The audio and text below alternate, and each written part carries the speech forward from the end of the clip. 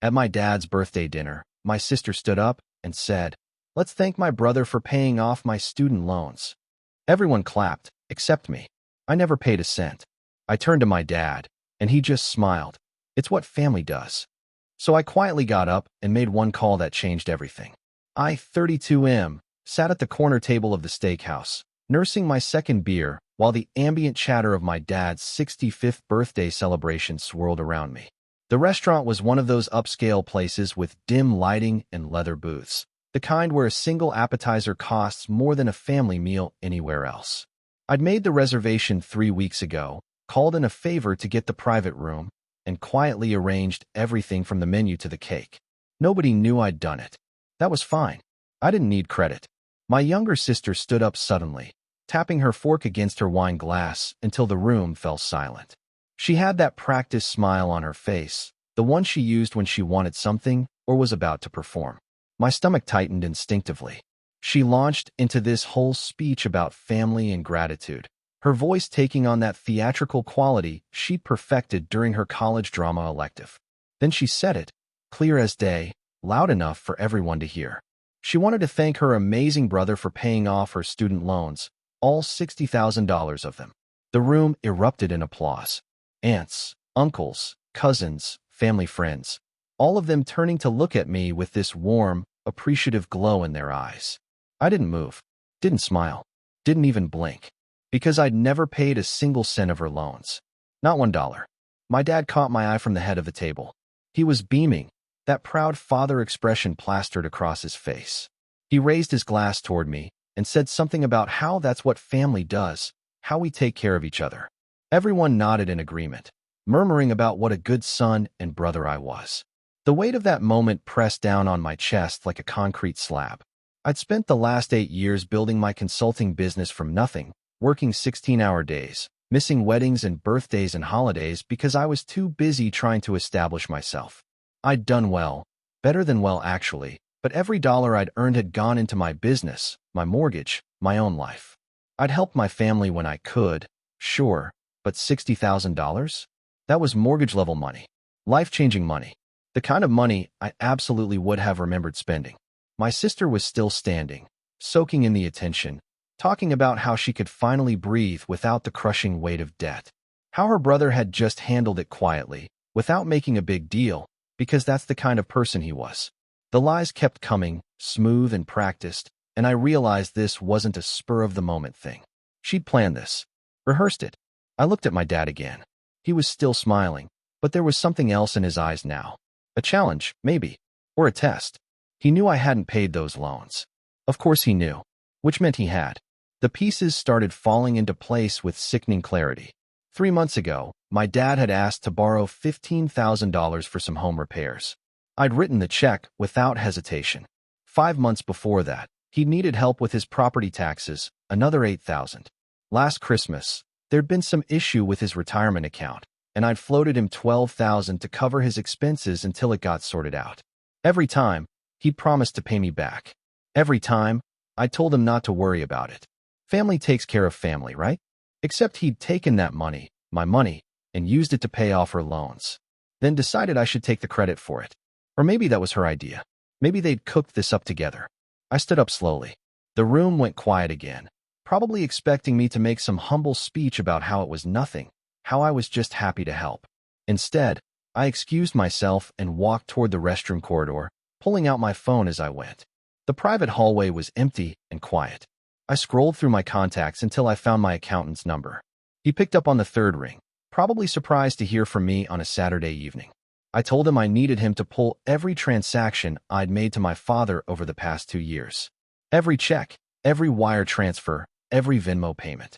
I needed dates, amounts, and copies of everything, and I needed it by Monday morning. Then I told him to draft a formal loan agreement for the total amount, with interest calculated from the date of each transaction, and prepare it for legal review. My voice was steady, mechanical even. He asked if everything was okay. I told him it would be. The second call was to my lawyer. I'd worked with her on several business contracts, and she knew I didn't waste her time. I gave her the brief version. Family member misappropriated borrowed funds, falsely attributed them to me publicly, need to establish legal framework for repayment. She asked if I was sure I wanted to go this route. I told her I'd never been more sure of anything. When I walked back into that dining room, my sister was sitting down, still glowing from her moment in the spotlight. My dad was cutting into his steak, laughing at something my uncle said. Everyone was happy, celebrating, completely unaware that the ground beneath them had just shifted.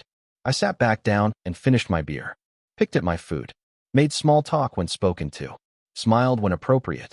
But inside, I was doing calculations. 15 plus 8 plus 12, plus the 6,000 from that emergency with his car, plus the couple thousand here and there for various crises. I was at $43,000 minimum. Add interest over 2 years, and we were approaching $50,000. Enough to cover most of her loans, with my money serving as the foundation. The cake came out, candles blazing. Everyone sang. My dad made a wish and blew them out. More applause. My sister posted photos on social media, probably including captions about her generous brother. I checked my phone later and saw I'd been tagged in 3 posts, each one painting me as some kind of saint. I drove home alone that night, hands tight on the steering wheel, jaw clenched so hard my teeth ached. My apartment felt cold when I walked in, despite the mild weather. I poured myself a whiskey and sat in the dark, thinking about every time I'd helped my dad without question, every time I'd put my family's needs above my own financial planning.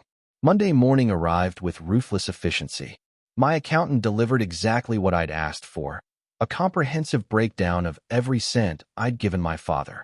The total came to $47,312. With interest calculated at a reasonable 5%, we were looking at just over $52,000. The formal loan agreement was clean, professional, legally airtight.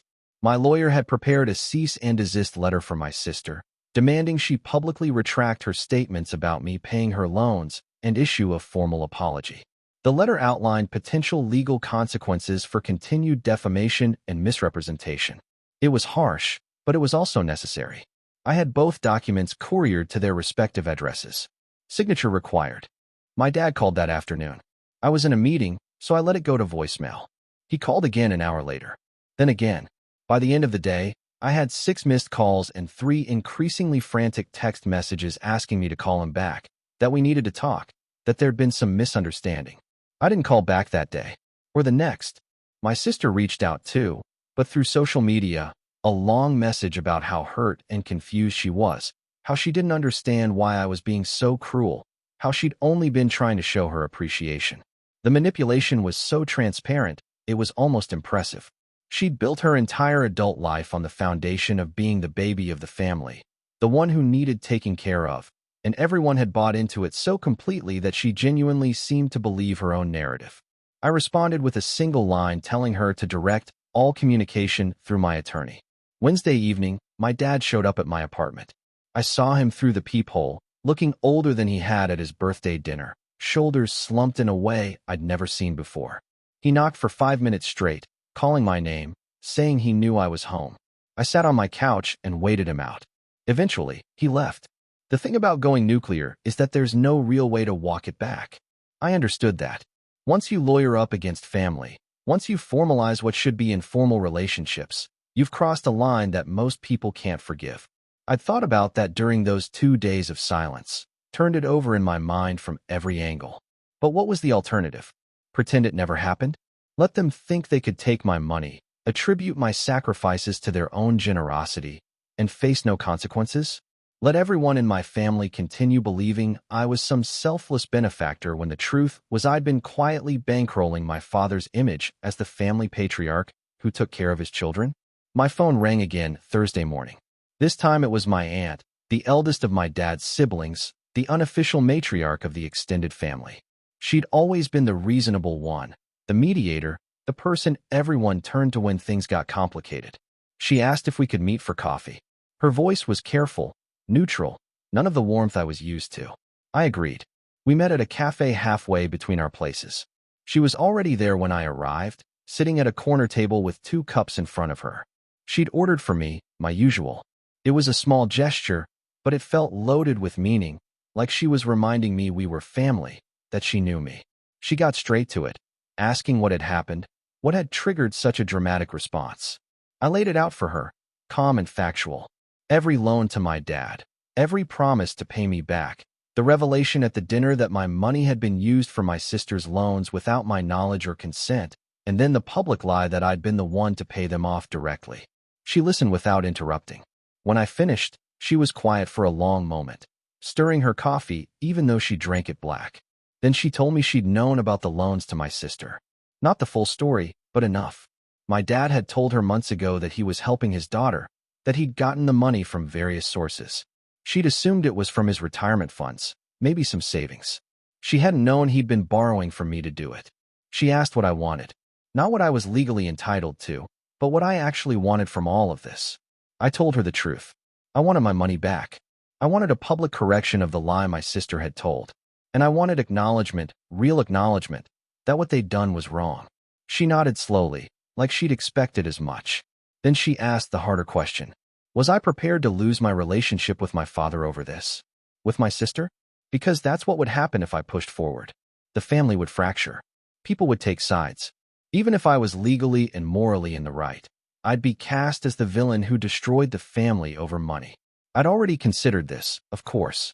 I'd spent 3 sleepless nights considering nothing else. I told her I understood the cost, but I also understood that if I backed down now, I'd be setting a precedent that would follow me for the rest of my life. Every family member would know I could be taken advantage of. Every future request for help would come with the unspoken understanding that I'd say yes, regardless of what happened to that help afterward. I'd become the family ATM, expected to give without question and without appreciation. She took a long sip of her coffee. Then she told me she'd talk to my dad, try to broker some kind of resolution. She couldn't promise anything, but she'd try. 3 days later, I got an email from my dad's personal account. It was long, rambling, full of justifications and explanations. He talked about how he'd always struggled with money, how his generation hadn't been taught financial literacy, how he'd only wanted to help his daughter the way he'd been helped by his own father.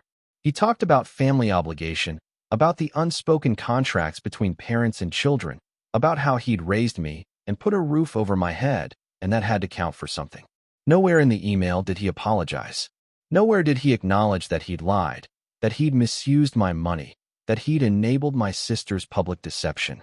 Instead, he ended by saying he'd pay me back when he could, but legal action would destroy him financially and emotionally.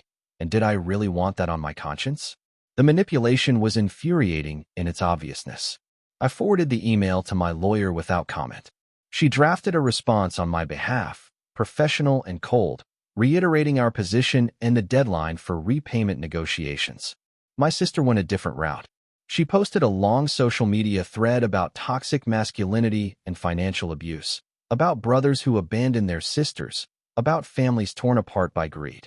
She never mentioned me by name, but the timing and context made it obvious. Her friends rallied around her in the comments, calling me everything from heartless to sociopathic, despite not knowing a single actual fact about the situation. I watched it happen in real time, this complete inversion of reality, and felt nothing. Maybe that should have worried me, that emotional distance. But mostly I just felt tired. The deadline came and went. My lawyer filed a civil suit for the full amount, plus legal fees. The process was exactly as unpleasant as I'd anticipated. My father retained his own attorney, some guy who specialized in family law, and probably took the case because he smelled a settlement. We ended up in mediation, sitting in a conference room with a neutral third party trying to find middle ground. My dad looked terrible, like he'd aged 5 years in a month. My sister wasn't there, which was probably for the best. The mediator worked her magic, going back and forth between us, trying to find a compromise. My lawyer was immovable. Full repayment plus interest, public retraction of my sister's statements, and a formal apology. My dad's lawyer called it vindictive and unreasonable. After 6 hours, we reached an agreement. My dad would pay back $35,000 over 5 years, with a structured payment plan enforced by the court. The remaining amount would be forgiven as an actual gift, retroactively categorized as such for tax purposes. My sister would post a brief correction on social media stating that she'd been mistaken about the source of her loan repayment, and that she wanted to thank her father for his generosity. No apology, but a correction at least. It wasn't everything I'd wanted, but it was something. More importantly, it was documented, official, enforceable. My dad signed the papers with shaking hands. We didn't speak beyond what was legally necessary. That was 8 months ago. I haven't been to a family gathering since. I get occasional texts from cousins asking if I'll be at this wedding or that graduation, and I politely decline. My aunt checks in every few weeks, keeping me updated on family news I no longer feel connected to. My dad makes his payments on time every month, $383 hitting my account like clockwork, each transaction a reminder of what was broken. My sister never posted the correction. She deleted her social media accounts instead, which I suppose is its own form of admission. I hear through the family grapevine that she tells people we don't talk because I'm controlling and abusive, but I'm long past caring about her narrative. Sometimes I wonder if I made the right choice. If the money was worth the relationships it cost. If there was a better way to handle it. Some path I didn't see because I was too angry to look. But then I think about sitting at that dinner table, listening to applause for a generosity I never showed, watching my father smile while knowing he'd orchestrated the whole thing. I think about what it means to be family really means, beyond the Hallmark card sentiments and the obligatory gatherings. Family isn't supposed to mean being someone's mark. It isn't supposed to mean swallowing your truth so others can maintain their lies. It isn't supposed to mean sacrificing your dignity on the altar of keeping the peace. I built my boundaries with legal documents and lawyer fees, and yeah, it was ugly. It was probably the ugliest thing I've ever done. But my life is mine now in a way it wasn't before. My money is mine. My choices are mine. My narrative is mine. I sleep better than I have in years. Last week, I got a letter in the mail. Not legal correspondence, just a regular handwritten envelope with my dad's return address. Inside was a check for $5,000 and a note saying he'd gotten a small bonus and wanted to pay down the balance faster. No personal message, no reconciliation attempt. Just the check and the explanation. I deposited it and updated my records. Maybe someday there'll be more than that. Maybe someday we'll find a way back to something resembling a relationship. But it'll have to be built on honesty this time, on actual respect, on the understanding that I'm not the family safety net or the easy mark or the son who'll sacrifice himself for everyone else's comfort. Until then, I have my peace. Hard won, expensive, lonely peace. But peace nonetheless.